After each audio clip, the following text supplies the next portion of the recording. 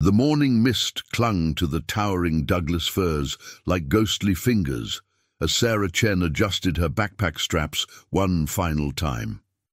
At 26, she was an experienced hiker who had traversed countless trails throughout the Pacific Northwest, but something about the Cascade Range in October 1992 felt different. The air carried an unusual chill, and the forest seemed quieter than usual, as if holding its breath. "You sure about this route, Marcus?" Sarah asked her hiking partner, a 32-year-old cartographer from Portland, whose passion for unexplored terrain often led them off the beaten path. Marcus Whitfield had been her hiking companion for 3 years, ever since they'd met at a mountaineering club meeting at Portland State University. Before we continue with Sarah and Marcus's story, I'd love for you to hit that subscribe button and let me know in the comments where you're watching from, whether you're joining us from the beautiful Pacific Northwest or somewhere else entirely. Your support means everything as we uncover these mysterious disappearances together. Marcus spread his hand-drawn topographical map across the hood of Sarah's red Toyota pickup truck, pointing to a series of contour lines he'd sketched in blue ink. "This old logging road should connect to the Salmon River Trail," he explained, his breath visible in the crisp morning air. "The Forest Service maps don't show it, but I found references to it in some 1960s timber company records at the Oregon Historical Society." The Willamette National Forest stretched endlessly before them, a maze of ancient trees, rushing streams, and hidden valleys that had swallowed countless hikers over the decades. What made Marcus different from other outdoor enthusiasts was his methodical approach to exploration. As a professional cartographer for the Oregon Department of Transportation, he possessed an almost supernatural ability to read the landscape, to see patterns in terrain that others missed entirely. Sarah trusted his expertise implicitly. They had successfully navigated dozens of unmarked trails together, discovering hidden waterfalls, abandoned mining camps, and pristine alpine lakes that few people had ever seen. Their weekend adventures had become legendary among their circle of friends, who often joked that Sarah and Marcus could find their way out of a paper bag, blindfolded. The trailhead Marcus had chosen sat approximately 43 miles northeast of Detroit, Oregon, along a gravel road that hadn't seen maintenance in years. Potholes filled with autumn rain reflected the grey October sky, and blackberry vines had begun to reclaim sections of the roadway. The nearest ranger station was over an hour's drive away, and cell phone coverage in 1992 was virtually non-existent in these remote areas. "The weather forecast calls for clear skies through Sunday," Sarah said, shouldering her pack loaded with 3 days' worth of supplies. They had planned a leisurely 2-night camping trip with the goal of reaching an unnamed lake that Marcus believed existed in a cirque basin, approximately 8 miles from their starting point.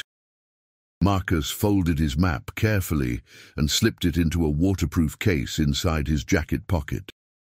"According to my calculations, the lake should be at about 4,700 feet elevation.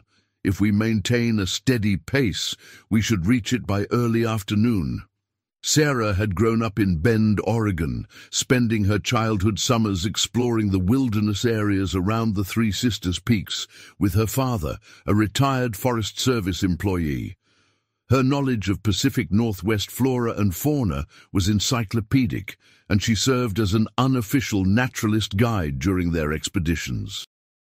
Marcus, originally from the Midwest, had moved to Oregon specifically for the outdoor recreation opportunities and had thrown himself into learning everything he could about the region's geography and natural history. Their relationship was purely platonic. Sarah was engaged to a lawyer named David back in Portland, while Marcus had been dating a fellow cartographer named Jennifer for nearly 2 years. Their hiking partnership was built on mutual respect, shared interests, and an unspoken understanding that they made an excellent team in the wilderness. The first few miles of hiking proceeded without incident. The old logging road, while overgrown, remained clearly visible as it wound through stands of western hemlock and Pacific silver fir. Sword ferns carpeted the forest floor, and the sound of their footsteps was muffled by decades of accumulated pine needles.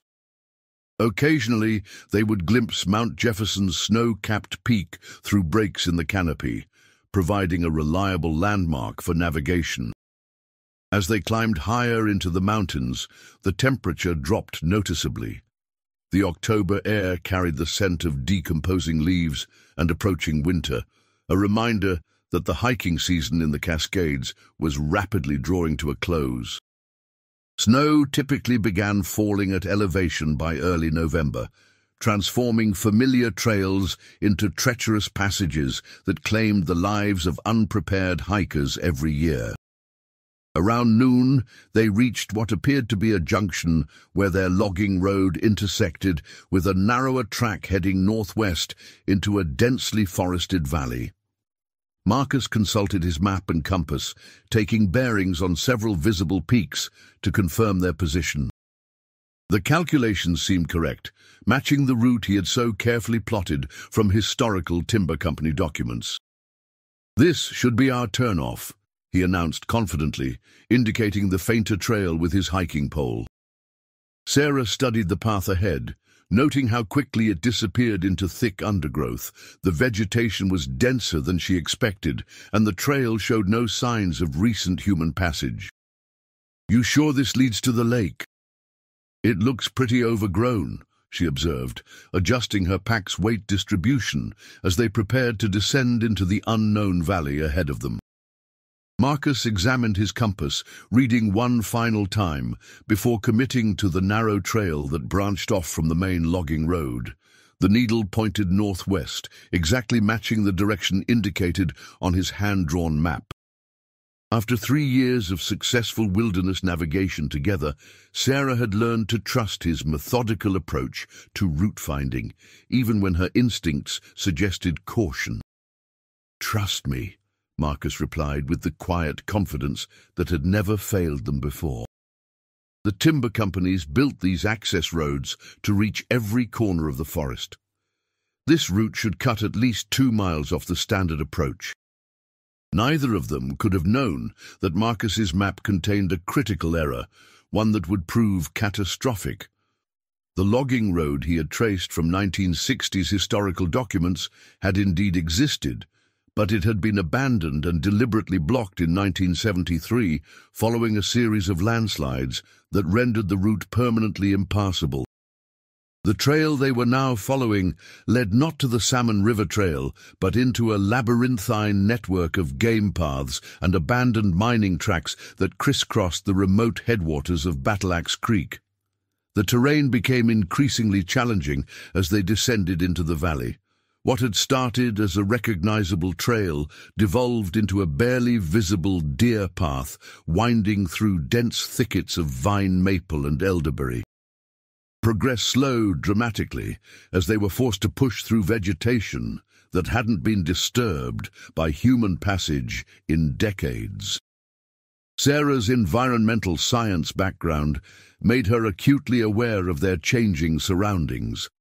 The forest composition was shifting as they descended, with increasing numbers of red cedar and big-leaf maple indicating they were entering a different watershed than Marcus had anticipated. The understory was becoming impenetrably thick, suggesting they were far from any maintained trail system. "Maybe we should turn back," Sarah suggested during a rest stop beside a small creek that bubbled over moss-covered rocks. The water was crystal clear, but its presence wasn't marked on any of Marcus's maps. "This doesn't feel right. The vegetation patterns are all wrong for the area we're supposed to be heading toward." Marcus checked his compass again, frowning at the reading that seemed inconsistent with his expectations. The dense forest canopy made it impossible to take accurate bearings on distant peaks, and the winding nature of the trail had begun to confuse his dead reckoning calculations. Still, his professional pride as a cartographer made him reluctant to admit potential error. "We've come this far," he reasoned, consulting his watch to calculate their progress rate. Let's give it another hour. If we don't find the main trail by then, we'll retrace our steps back to the junction. That decision would prove to be their last recorded choice. The narrow deer path continued descending into increasingly difficult terrain, with steep drop-offs appearing on both sides of the route.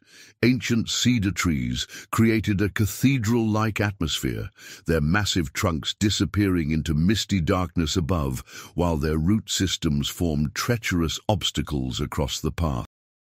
Sarah's unease grew with every step.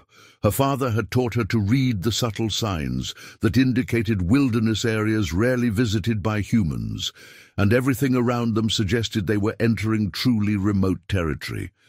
The silence was profound, broken only by the distant sound of rushing water and the occasional call of a Stella's jay echoing through the canopy.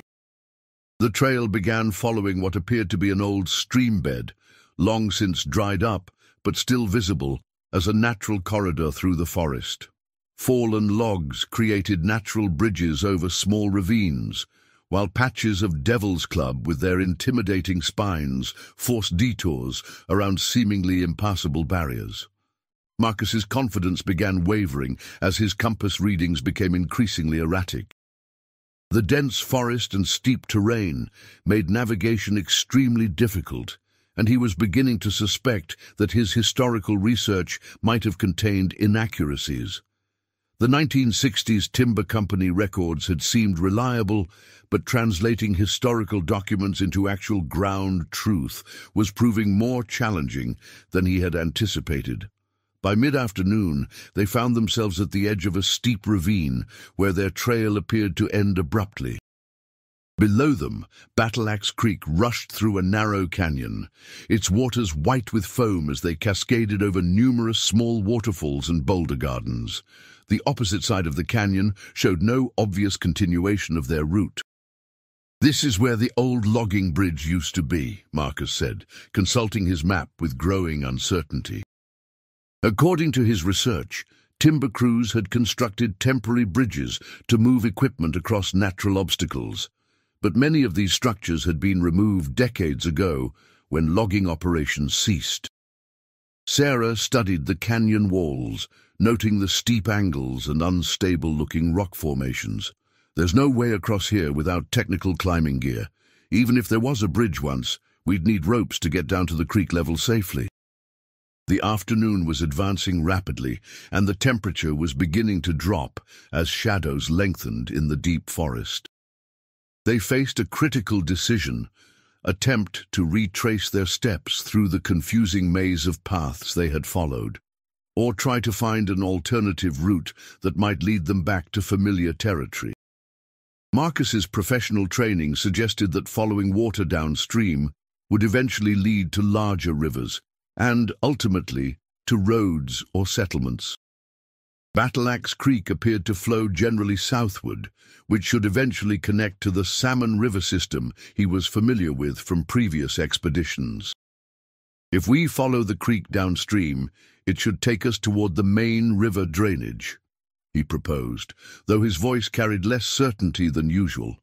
"We might find an easier crossing point further down, or connect with established trails."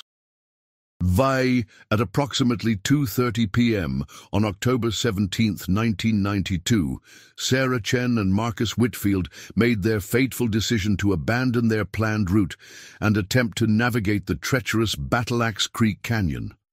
They would never be seen alive again, beginning a mystery that would consume their families and baffle search teams for 14 years. Sunday evening brought the first hint of trouble when Sarah failed to return to her apartment in Portland's Hawthorne district. Her fiancé, David Patterson, had expected her back by 6 p.m., having planned a quiet dinner to discuss their upcoming spring wedding. When 8 p.m. passed without word, he began calling their mutual friends, finding no one who had heard from Sarah since Friday morning. David's concern escalated when he discovered that Marcus's apartment near Portland State University was also empty, with newspapers piled on his doorstep and mail overflowing from his mailbox. The two hikers had always been meticulously punctual, never failing to check in after their wilderness expeditions. By 10 p.m., David was driving through the darkened streets of Portland, visiting every coffee shop and restaurant the couple might have stopped at on their return journey.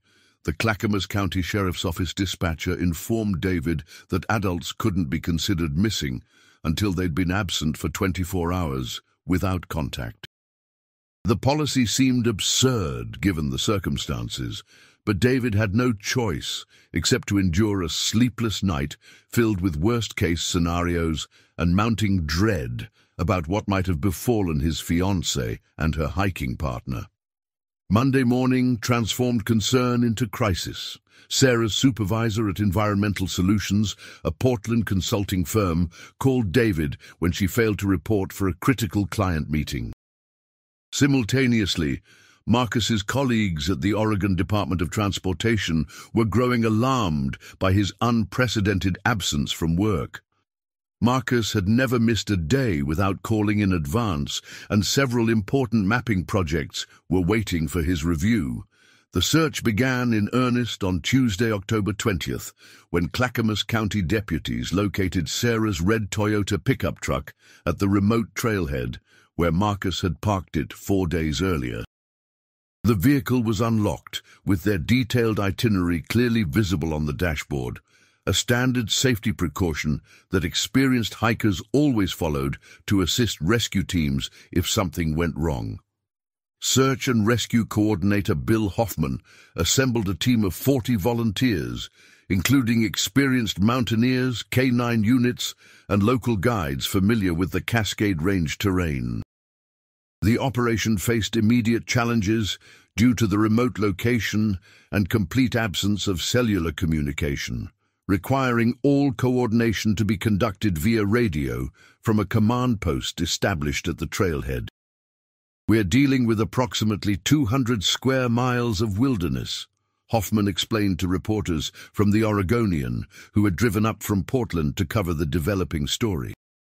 "The terrain is extremely rugged, with numerous creek drainages, steep ridges, and dense forest that can hide someone from aerial observation, even when they're just a few feet away."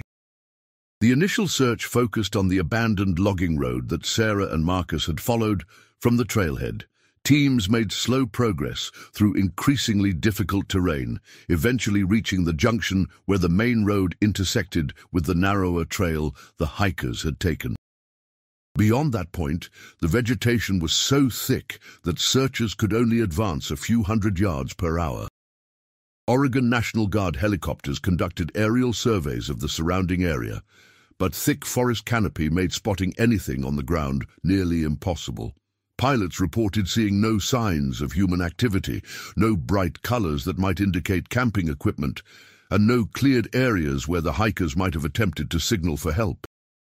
Sarah's parents, Robert and Linda Chen, drove up from Bend to join the search effort. Robert's 30 years of experience with the Forest Service provided valuable insights into the challenges facing rescue teams, but also painted a sobering picture of their chances. "This country will swallow you up if you don't know exactly where you are," he told reporters. "There are thousands of acres out there where nobody's set foot in decades." Marcus's family arrived from Wisconsin on Wednesday evening. His parents, Frank and Dorothy Whitfield, struggling to understand how their methodical, careful son could have simply vanished. They brought copies of Marcus's personal maps and hiking journals, hoping to provide insights into his thinking and possible route choices. The documents revealed Marcus's systematic approach to wilderness navigation, making his disappearance even more puzzling. Search teams discovered several abandoned campsites and pieces of camping equipment during the first week, but none belonged to Sarah and Marcus. False alarms were frequent, a flash of red fabric that turned out to be a discarded rain poncho, boot prints that belonged to previous hikers, and whistle blasts that proved to be bird calls echoing off canyon walls. The weather began deteriorating by the end of the first week, with October storms bringing cold rain and the first threat of snow at higher elevations. Searchers worked in increasingly difficult conditions, their visibility limited by fog and their progress slowed by slippery, muddy terrain. Jennifer Morrison, Marcus's girlfriend and fellow cartographer, became deeply involved in analyzing possible routes the missing hikers might have taken. Her professional knowledge of map reading and terrain analysis proved invaluable, but it also revealed the magnitude of the search area.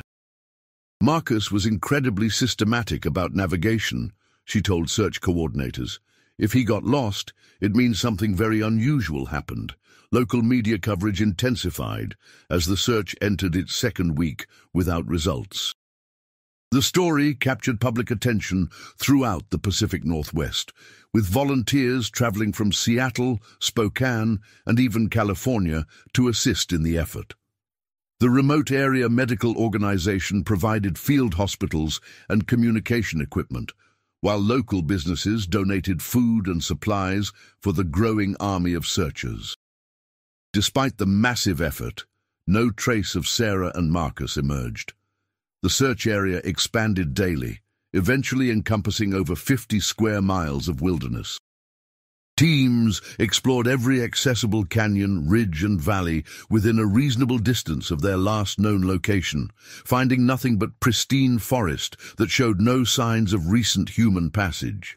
After 2 weeks of intensive searching, deteriorating weather conditions forced Coordinator Hoffman to make the difficult decision to scale back the official rescue operation. Snow was beginning to fall at elevation, making continued helicopter flights dangerous and ground searches nearly impossible for volunteers lacking specialized winter equipment. The case transitioned from active rescue to missing persons investigation, though volunteer searchers continued periodic efforts throughout the following months. The families would never accept that their loved ones were gone forever, beginning a 14-year odyssey that would eventually require an extraordinary discovery to find the truth. The transition from rescue operation to missing persons case marked the beginning of an agonizing period for the families of Sarah Chen and Marcus Whitfield. Official search efforts were suspended on November 5, 1992, but the emotional searching would continue for years to come. Robert Chen, drawing on his Forest Service background, organized volunteer search parties every spring when snow melted from the higher elevations. These annual expeditions became pilgrimages of hope and desperation. Robert recruited experienced hikers, retired rangers, and local climbing guides to explore areas that hadn't been thoroughly covered during the initial operation. They focused on remote creek drainages, abandoned mining areas, and steep canyon systems where bodies might remain hidden indefinitely from casual discovery. Linda Chen channeled her grief into advocacy, working with wilderness safety organizations to promote better preparation and communication protocols for backcountry hikers. She testified before congressional subcommittees about the need for improved emergency communication systems in national forests, often breaking down while describing her daughter's disappearance. Marcus's girlfriend Jennifer Morrison became consumed with understanding what had happened. She spent countless hours at the Oregon Historical Society, researching timber company records and mining claims, trying to reconstruct Marcus's thought process when he planned their final route. Her systematic approach mirrored Marcus's own methodology, creating detailed chronologies of logging operations and terrain modifications that might explain how experienced navigators could become so thoroughly lost. The case generated significant media attention throughout the Pacific Northwest. Outdoor magazines published articles warning hikers about the dangers of relying on unofficial maps and unmarked trails. The Forest Service incorporated the disappearance into wilderness safety courses, using Sarah and Marcus's story as a cautionary example about the importance of filing detailed trip plans and carrying emergency communication devices. Multiple theories evolved about what might have happened to the missing hikers. Some investigators suggested they had fallen into a hidden mine shaft. The area contained numerous abandoned mining claims from the early 1900s, many unmarked on modern maps, and potentially lethal to anyone who stumbled into them accidentally. Old-timers from nearby Detroit, Oregon, told stories of prospectors' tunnels and equipment sites scattered throughout the remote valleys. A more sinister theory involved the possibility of foul play. The early 1990s had seen several violent incidents involving armed marijuana growers operating illegal cultivation sites on public land. Some speculated that Sarah and Marcus had inadvertently discovered such an operation and been killed to protect the growers' secrets. However, no physical evidence ever surfaced to support this hypothesis, and subsequent drug enforcement raids in the area revealed no operations large enough to warrant murder. Weather-related explanations seem most plausible to search professionals. October in the Cascades could bring sudden temperature drops, unexpected snowstorms, and conditions that could kill unprepared hikers within hours. If Sarah and Marcus had become lost in difficult terrain, exposure might have claimed their lives before they could signal for help or find their way back to safety. The years passed with agonizing slowness. Sarah's engagement to David ended amicably in 1994. The uncertainty had proven too difficult for their relationship to survive. David eventually married someone else and moved to Seattle, though he continued supporting search efforts financially and emotionally. Marcus's parents aged visibly under the stress of not knowing their son's fate, with Dorothy Whitfield requiring hospitalization for severe depression multiple times during the mid-1990s. Technology evolved significantly during the intervening years, offering new possibilities for solving the mystery. GPS devices became widely available to civilian users by the late 1990s, and satellite imagery improved dramatically with each passing year. The Forest Service began implementing geographic information systems to create detailed digital maps incorporating historical data about abandoned roads, mining claims, and other features that might not appear on standard topographical maps. Jennifer Morrison's obsession with the case led to her collaboration with computer science students at Oregon State University in 2003. The students proposed using advanced mapping software to analyze the disappearance systematically, digitizing hundreds of historical maps and overlaying them with modern satellite data to identify discrepancies that might explain how experienced hikers could become so thoroughly lost. Their preliminary analysis revealed something disturbing. The logging road that Marcus had traced from 1960s timber company records had indeed existed historically, but it had been deliberately severed in multiple locations during forest restoration efforts throughout the 1970s. What appeared on historical maps as a continuous route was actually a series of disconnected segments, some ending at sheer cliffs where temporary bridges had been removed decades earlier. The students' work attracted attention from Dr. Patricia Morrison, a forensic geographer at the University of Washington who specialized in using spatial analysis to solve cold cases. Dr. Morrison had successfully located missing persons in several high-profile cases by combining historical research with advanced mapping techniques and computer modeling of human behavior in wilderness situations.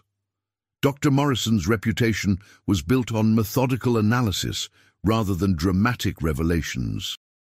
She approached each case like an archaeological excavation, carefully examining layers of historical data, terrain analysis, and behavioral psychology to develop probability models for where missing persons might be found. Her success rate was impressive. Over 60% of the cases she investigated resulted in recovery of remains or definitive explanations for disappearances. In early 2006, Dr. Morrison received permission from both families and law enforcement agencies to conduct a comprehensive analysis of Sarah and Marcus's disappearance. She assembled a team including GIS specialists, wilderness survival experts, and search and rescue professionals, all working pro bono to solve the 14-year-old mystery that had haunted the Pacific Northwest outdoor community. The investigation would require months of painstaking research, advanced computer modeling, and eventually dangerous ground expeditions into some of the most remote terrain in Oregon. Dr. Morrison warned the families that her analysis might not provide the answers they sought, but both the Chens and Whitfields were determined to exhaust every possible avenue for finding the truth about what had happened to their children in the autumn forests of 1992. Dr. Patricia Morrison's investigation began in January 2006 with a comprehensive review of all existing case materials. Her team digitized every map, photograph, and document related to the disappearance, creating a massive database that could be analyzed using advanced geographic information system software. The process revealed inconsistencies and gaps in the original search effort that had gone unnoticed for 14 years. The breakthrough came in March 2006, when Dr.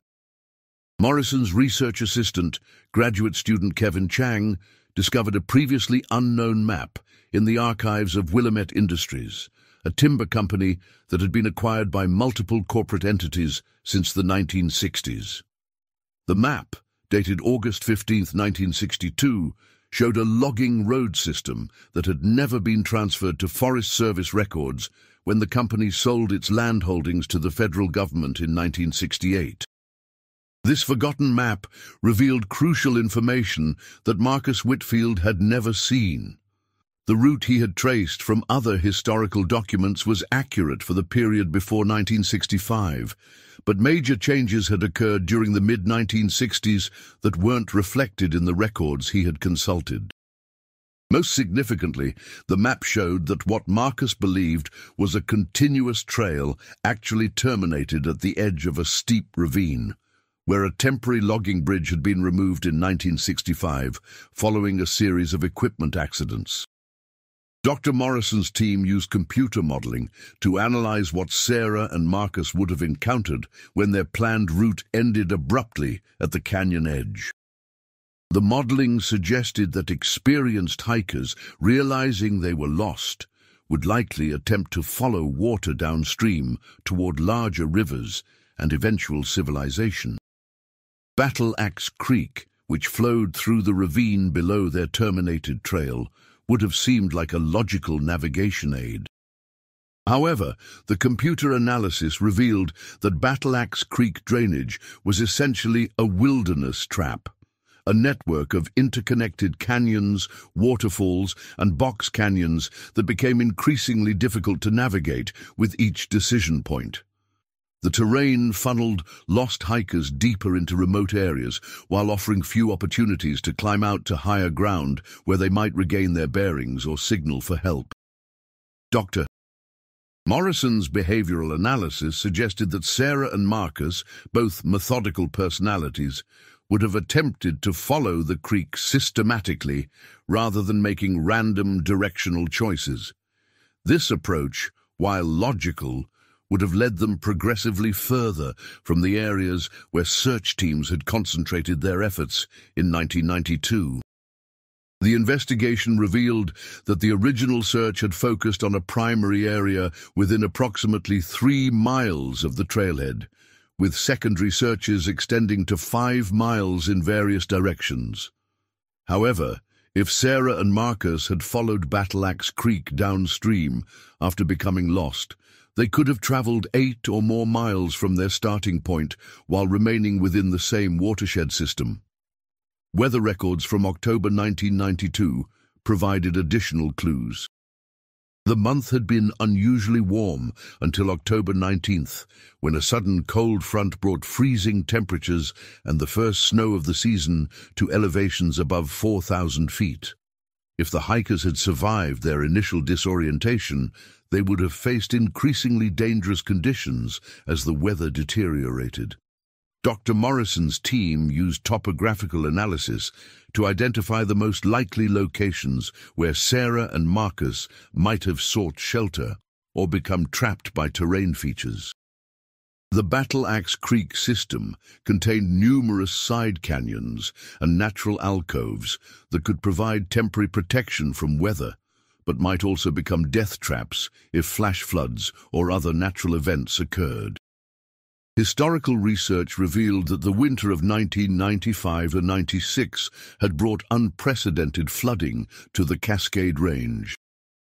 Massive rainfall combined with rapid snowmelt had created destructive flash floods that scoured many creek drainages, moving enormous amounts of debris and completely altering the landscape in narrow canyon systems. Any evidence of human presence from 1992 could have been buried under tons of boulders, fallen trees, and accumulated sediment. By April 2006, Dr. Morrison had developed detailed probability maps showing where Sarah and Marcus were most likely to be found. The highest probability areas were located in side canyons off the main Battle Axe Creek drainage, approximately 6 to 8 miles from the trailhead where their truck had been parked. These locations had never been thoroughly searched during the original rescue operation due to their extreme remoteness and dangerous access conditions. Dr. Morrison presented her findings to the families and law enforcement officials on April 10, 2006. The analysis suggested that a focused ground search in specific high-probability areas might finally locate the missing hikers, but she warned that such an expedition would be extremely dangerous and expensive. The terrain required technical climbing skills, specialized equipment, and experienced wilderness professionals willing to risk their own safety. Robert and Linda Chen, now in their 70s, committed their remaining savings to funding the expedition. Frank and Dorothy Whitfield, despite their advanced age and failing health, insisted on traveling from Wisconsin to be present during the search. Jennifer Morrison, who had never stopped believing that Marcus would someday be found, took a leave of absence from her cartography job to participate in the effort. The search team, assembled by Dr. Morrison, included professional rock climbers, wilderness rescue specialists, and forensic experts experienced in locating human remains in outdoor environments.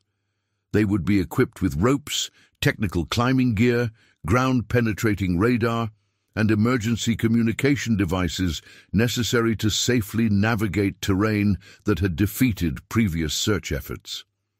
On April 15, 2006, the team prepared to enter the Battle Axe Creek drainage system, following routes suggested by Dr. Morrison's computer analysis and historical research. After 14 years of uncertainty, the families were finally going to learn the truth about what had happened to Sarah Chen and Marcus Whitfield in the autumn wilderness of Oregon.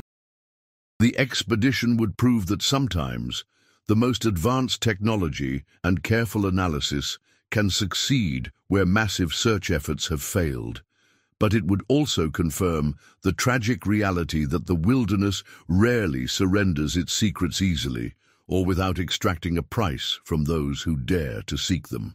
On April 15, 2006, Dr. Patricia Morrison led her specialized search team into the Battle Axe Creek drainage. Following the route, her analysis suggested Sarah Chen and Marcus Whitfield had most likely taken 14 years earlier. The expedition included 8 members: professional rock climbers Jake Sullivan and Maria Rodriguez, wilderness rescue specialists Tom Bradley and Lisa Chen, no relation to Sarah, forensic anthropologist Dr. James Wheeler, 2 graduate students with advanced wilderness training, and Dr. Morrison herself. The team's approach required a grueling 4-mile hike to reach the canyon rim, where the abandoned logging road terminated. From there, they faced a technical descent into terrain so challenging that it had been deemed too dangerous for volunteers during the original 1992 search operation. Using specialized climbing equipment, they rappelled 60 feet down sheer rock faces to reach the canyon floor, where Battle Axe Creek carved its way through ancient basalt formations. Progress was slow and methodical. The Creek Canyon had been dramatically altered by 14 years of flash floods, landslides, and natural erosion.